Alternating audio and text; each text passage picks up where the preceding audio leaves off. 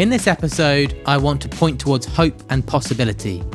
It might be difficult to feel that when reading or listening to most of the headlines in the news today, but I really believe that when you tune into what's happening, it shows something very important. Transformation is possible.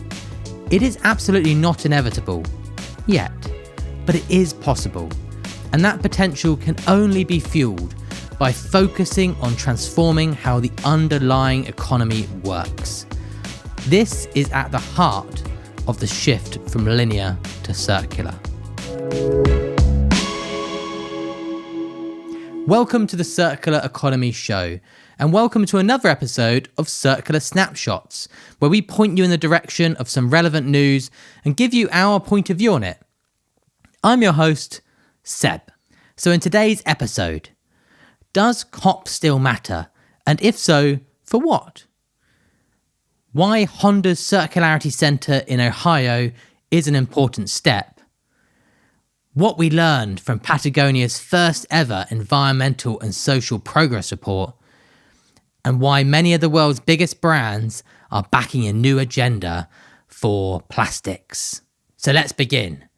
COP30 is taking place right now in Belém, Brazil, creating, amongst other things, hundreds of stories questioning the value and impact of the COP process itself.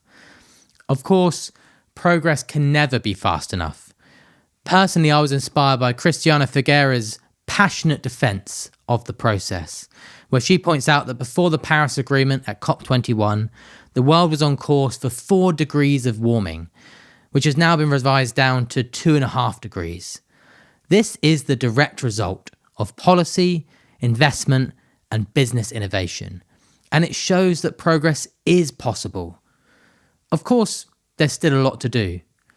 As Figueres herself says, Paris plus 10 or COP30 must both be a celebration and a reckoning.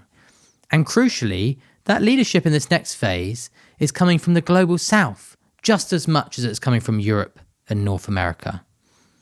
COP30 is also the first COP to have a thematic day focused on the circular economy.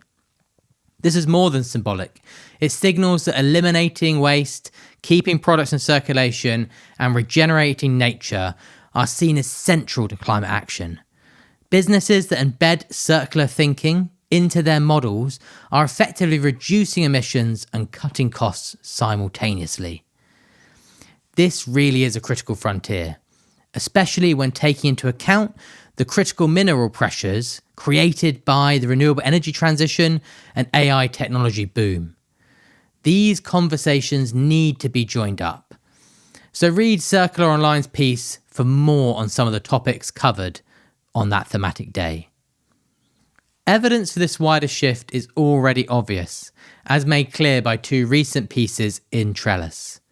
First, they cover Honda opening up a circularity centre in Ohio.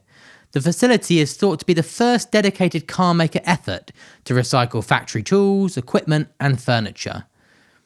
By reusing steel, aluminium, copper, and plastics, Honda aims to cut costs, reduce landfill waste, and strengthen domestic supply chains. The move shows automakers betting on circular supply chains for financial and climate benefits. In a second piece, Trellis reported on Patagonia's first comprehensive environmental report. In many ways, the company is a leader in terms of ambitions and commitments, but their report highlights the challenges they face, especially when it comes to reducing emissions in their supply chain. It shows that raw materials and finished goods manufacturing contribute 92% of the outdoor goods and apparel makers' carbon footprint. Essentially, this comes down to how their goods are designed, made, used, and then recirculated. Circular economy strategies are the only way to tackle this part of the challenge in a way that also pairs with the imperative of economic competitiveness.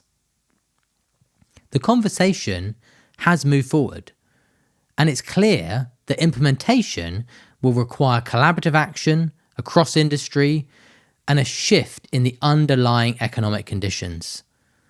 However, The role of individual business ambition and transparency to lead the way is still critical. And finally, inspiration might be found on the topic of plastic pollution, where coordinated business action working to inform policy and investment continues to drive an ambitious agenda.